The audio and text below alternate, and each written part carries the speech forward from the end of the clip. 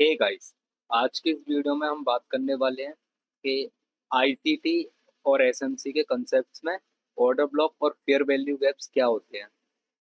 अगर हम आईसीटी और एसएमसी के बेसिस पे ट्रेडिंग करते हैं तो इनमें सबसे मेन चीज होती है ऑर्डर ब्लॉक और फेयर वैल्यू गैप।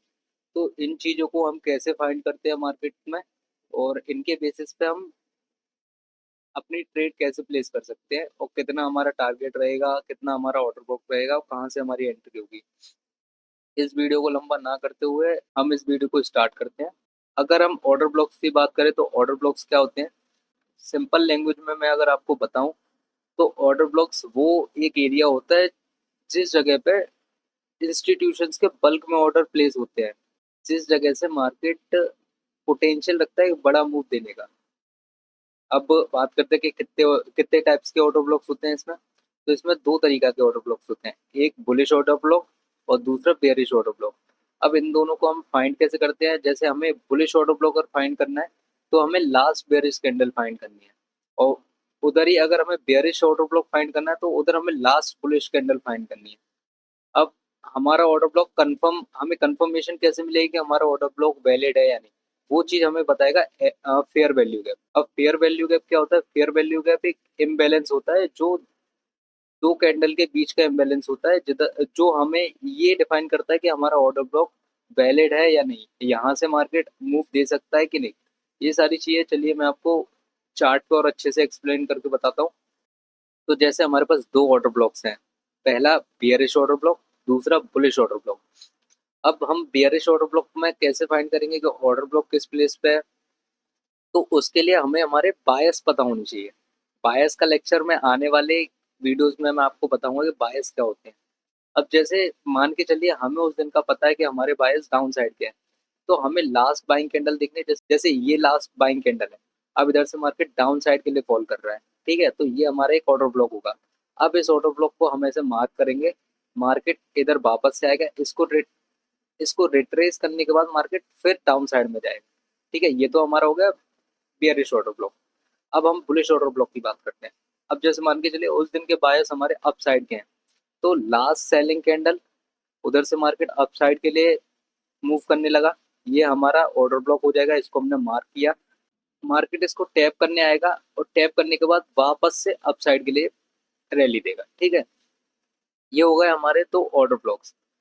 अब बात करते हैं हम फेयर वैल्यू गैप कि फेयर वैल्यू गैप क्या होता है। तो सिंपली जैसे मैंने आपको बताया कि दो कैंडल के बीच का इम्बैलेंस, जैसे ये पहली एक कैंडल है, ये दूसरी कैंडल है, ये तीसरी कैंडल है, हमें सेकंड कैंडल को इग्नोर करना है, हमें सेकंड कैंडल को इग्नोर करना है, हमें पहली और थर्ड कैंडल मार्क करनी है। अब जैसे हमारी ये अब जैसे हमारी ये फर्स्ट कैंडल है और ये थर्ड कैंडल है, इसके बीच में ये जो गैप है इसको हम बोलते हैं फेयर वैल्यू गैप। मार्केट क्या करता है, जैसे मान के चलिए मार्केट डाउन साइड में मूव कर रहा है, तो मार्केट इस फेयर वैल्यू गैप को टैप करने आएगा या इस ऑर्डर ब्लॉक को टैप करने आएगा। ठीक है, और फिर वहां से मार्केट डाउन साइड में अपनी रैली देगा। अब ये जो फेयर वैल्यू गैप है ये हमारा ऑर्डर ब्लॉक कंफर्म करता है। जैसे मान के चलिए किसी दो कैंडल के बीच में ये फेयर वैल्यू गैप बन रहा है, तो ये हमारा एक वैलिड ऑर्डर ब्लॉक माना जाएगा। ठीक है, अब हमारा कंफर्मेशन हो गया कि ये जो ऑर्डर ब्लॉक है ये वैलिड है अपना। अब मार्केट इसको या तो एफटीजी को टैप करेगा या इस ऑर्डर ब्लॉक को टैप करेगा और डाउन साइड में मूव देगा। अब हम चलते हैं लाइव चार्ट के ऊपर, वहां मैं आपको सारी चीजें प्रैक्टिकली बताता हूँ। तो ये हमारा गोल्ड का चार्ट है, और ऐसा नहीं है कि मैं पीछे से मार्क करने के बाद आपको बता रहा हूँ कि ये ऑर्डर ब्लॉक है या ये है फेयर वैल्यू गैप है। मैं आपको करंट रनिंग मार्केट में सारी चीज़ें समझाता हूँ। तो जैसे अगर हम इस चार्ट में अगर फाइंड करके ऑर्डर ब्लॉक कहाँ है, तो मैं आपको बताऊं। जैसे मार्केट अभी डाउन साइड में फॉल कर रहा है, ठीक है, तो हमने क्या अभी सीखा कि हमें लास्ट बाइंग कैंडल फाइंड करनी है। अगर डाउन साइड में हमारे बायर्स हैं तो हमें लास्ट बाइंग कैंडल फाइंड करनी है। अगर हम इस एरिया में अगर बाइंग कैंडल फाइंड करें तो ये एक लास्ट बाइंग कैंडल है। इसके बाद कोई थर्ड कैंडल ऐसी है जिसमें इम्बैलेंस है, नहीं है, तो यहाँ पे कोई ऑर्डर ब्लॉक नहीं है। इस जगह पे है, हाँ है। कैसे? ये एक बाइंग कैंडल है। अब आप बोलोगे कि ये तो एक सेलिंग कैंडल है क्योंकि इसका जो कलर है वो ब्लैक है, आपके चार्ट में रेड होगा, लेकिन मैं आपको बताऊं ये एक बाइंग कैंडल कैसे है। इसकी प्रीवियस कैंडल एक बाइंग की थी, इसने इसकी लिक्विडिटी को ग्रैब किया और अप साइड में एक मूव दिया, ठीक है, तो यहाँ तक बाइंग हुई है। कैंडल के कलर से मैटर नहीं करता है, ठीक है, तो ये हमारी बाइंग कैंडल हो गई। इसकी सेकंड वाली कैंडल को हमने छोड़ा, थर्ड वाली कैंडल, इन दोनों के बीच में कोई गैप है? हाँ है, ये गैप है, ठीक है, तो ये हो जाएगा हमारा fair value gap, fair value gap, ठीक है। अब हमारा ऑर्डर ब्लॉक कैसे कंफर्म हुआ? ये ये फेयर वैल्यू गैप मिल गया। अब ये पूरा जो कैंडल हो गई ये हमारे ऑर्डर ब्लॉक है, ठीक है, ये हमारा एक ऑर्डर ब्लॉक है। अब मैंने आपसे क्या बोला कि मार्केट या तो इस ऑर्डर ब्लॉक को टैप करने आएगा या इस एफपीजी को या इस फेयर वैल्यू गैप को टैप करने आएगा और वहीं से मार्केट अपना रियल मूवमेंट देगा। अब जैसे अगर हम इस एफपीजी को एक्सपेंड करें तो मार्केट देखिए, पहला जो टैप किया मार्केट ने एफपीजी, इसके ऊपर नहीं गया। आप आगे भी अगर चेक करोगे तो इसके ऊपर क्लोज नहीं किया मार्केट ने।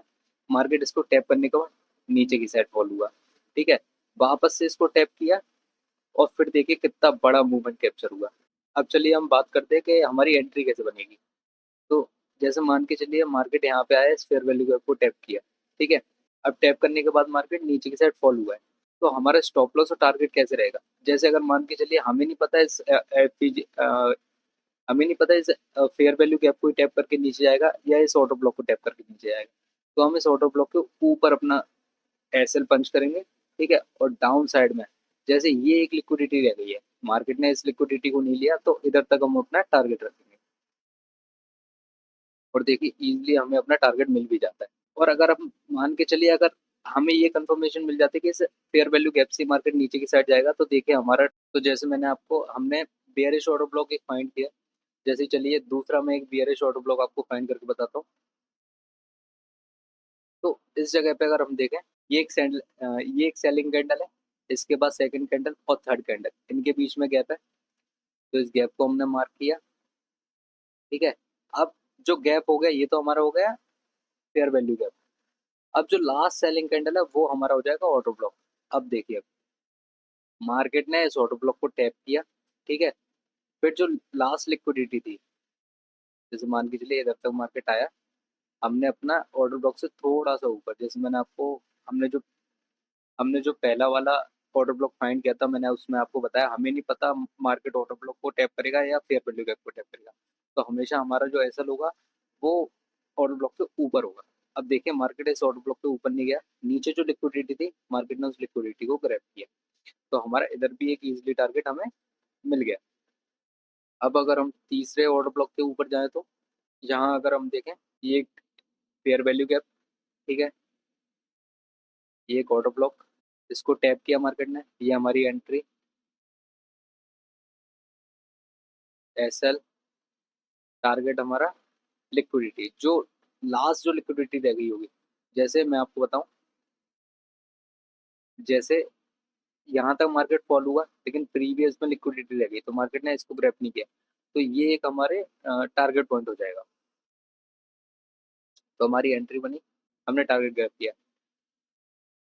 अब जैसे हमें नहीं पता होता कि फेयर वैल्यू गैप को टैप करेगा मार्केट या ऑटो ब्लॉक को टैप करेगा, तो वहां पे अगर मान के चलिए वहां से रियल मोमेंटम आता है तो हम अपने, अब चलिए हम बुलिश ऑटो ब्लॉक फाइंड करना सीखते हैं।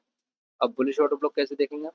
मार्केट जैसे यहाँ से मार्केट ने बुलिश मूवमेंट दिया है, ठीक है, ये पहली कैंडल, ये दूसरी कैंडल, ये तीसरी कैंडल, ठीक है, हमें लास्ट सेलिंग कैंडल देखनी है, तो लास्ट सेलिंग कैंडल ये है, लेकिन इसकी तीसरी कैंडल क्या है, इसको म्यूटेट कर रही है, तो इसको हम शिफ्ट करने के बाद इस कैंडल पे आ जाएंगे, ये हमारी लास्ट सेलिंग कैंडल हो जाएगी, फर्स्ट, सेकंड, थर्ड। तो अगर हम फाइंड करें तो जैसे मान के चलिए ये पहली कैंडल, ये दूसरी कैंडल, ये तीसरी कैंडल, इन दोनों के बीच में एक गैप है, ये एक ऑर्डर ब्लॉक हमारा कंफर्म हुआ, ठीक है। इधर हमने इसको मार्केट ने टैप किया एफपीजी और ऑर्डर ब्लॉक को, ठीक है, और हमारा एसएल, टारगेट हमारा क्या है, मार्केट अप साइड में, तो हम, अब मार्केट ने प्रीवियस कोई लिक्विडिटी नहीं छोड़ी, मान के चलिए इधर हमारा जैसे मान के चलिए इधर हमारी एंट्री बनी हुई है लेकिन प्रीवियस में कोई लिक्विडिटी नहीं है जिसको मार्केट लेगा, तो आप सिंपली अपना 1:2 लेके चल सकते हो। 1:2 आपने लिया तो इजिली 1:2 आपको अचीव हो गया, ठीक है, इसको आप रिफाइन भी कर सकते हो बाद में, तो बाद में आपको रिस्क टू रिवॉर्ड रेशियो एक अच्छा मिलेगा। अब जैसे अगर हम और बुलिश के मूवमेंट फाइंड करें तो ऑर्डर ब्लॉक, ये एक ऑर्डर ब्लॉक, ये गैप, ठीक है, ये पहली कैंडल, ये दूसरी कैंडल और ये तीसरी कैंडल, इनके बीच में एक गैप है, ये हमारा एक वैलिड ऑर्डर ब्लॉक हो गया। क्योंकि मैंने आपको बताया था कि फेयर वैल्यू गैप हमें ये डिफाइन करता है कि ये ऑर्डर ब्लॉक हमारा वैलिड है कि नहीं है। तो मार्केट ने इधर ही टैप किया, ठीक है, इसको टैप किया मार्केट ने, और यहाँ से रियल मोमेंटम। और हमें कहाँ तक का टारगेट रखना है अपना, जो लास्ट लिक्विडिटी रह गई हो उसका। यहाँ पे अपना जो एसएल है उसको थोड़ा सा नीचे, यहाँ पे देखिए 2 पॉइंट का एसएल है और 16 पॉइंट का टारगेट है। रिस्क टू रिवॉर्ड रेशियो हमारा 1:5 बन रहा है। तो गाइस, इस तरह से हम बुलिश और बियरिश ऑर्डर ब्लॉक्स फाइंड करते हैं। तो आई होप आपको ऑर्डर ब्लॉक्स और फेयर वैल्यू गैप फाइंड करना आ गया होगा। बाकी आई होप आपको वीडियो अच्छा लगा हो। अगर वीडियो अच्छा लगा हो तो इसको लाइक, कमेंट और शेयर करिए।